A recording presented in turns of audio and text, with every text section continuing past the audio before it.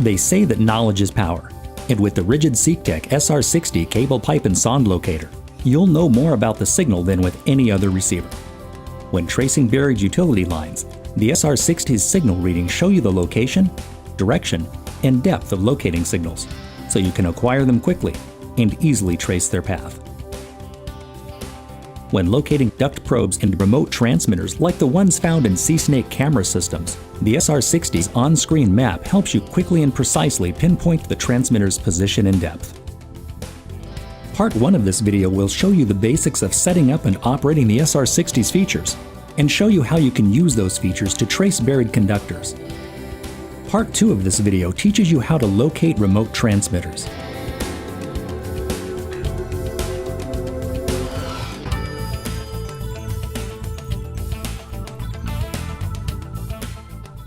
The SR-60 operates on 4 C-sized batteries. To install the batteries, locate the battery compartment on the bottom of the receiver, and turn the locking knob a quarter turn to release it. Install the batteries with the correct polarity as shown on the label inside the battery holder. You can use either alkaline or rechargeable batteries, but to prevent damage to the receiver, never mix rechargeable and standard battery types. When you've loaded the batteries, slide the holder back into the receiver and turn the locking knob a quarter turn to secure it.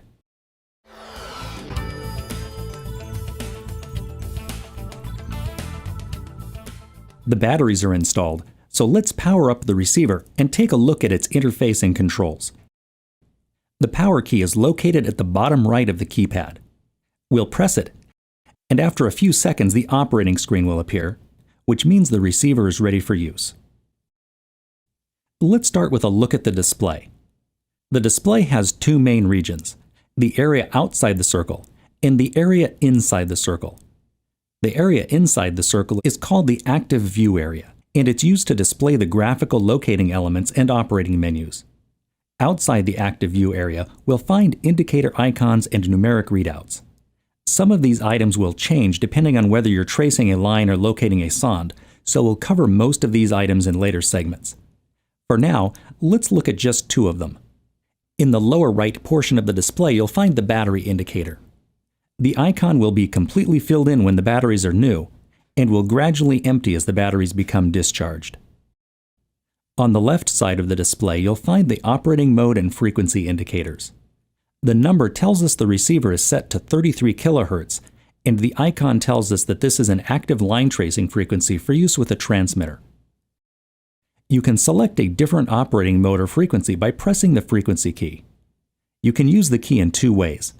A short press cycles you through the frequencies one at a time.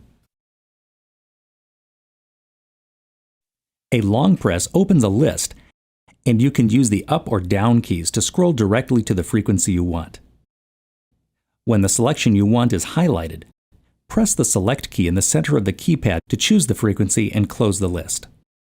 You can customize the frequency list by adding or removing frequencies. You'll do that in the main menu, which you can open by pressing the Menu key. The main menu contains a list of frequencies. Each one has a box next to it. If the box is checked, the frequency is enabled, which means it will appear on the list that pops open when you press the frequency key. If the box is unchecked, the frequency is disabled and will not appear in the list. To enable or disable a frequency, use the up or down keys to highlight it, and then press the Select key to check or uncheck its box. If the frequency you need isn't listed here in the main menu, you can easily add it, and your operator's manual contains instructions on how to do that. If we scroll down past the list of frequencies, we'll find some tool settings. The first item lets us switch the depth measurement between feet and meters. Just press the Select key to switch back and forth. The next item controls how the LCD's backlight works. It's on automatic right now, which works well most of the time.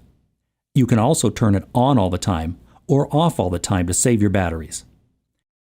Right below the backlight setting is the auto shutdown control.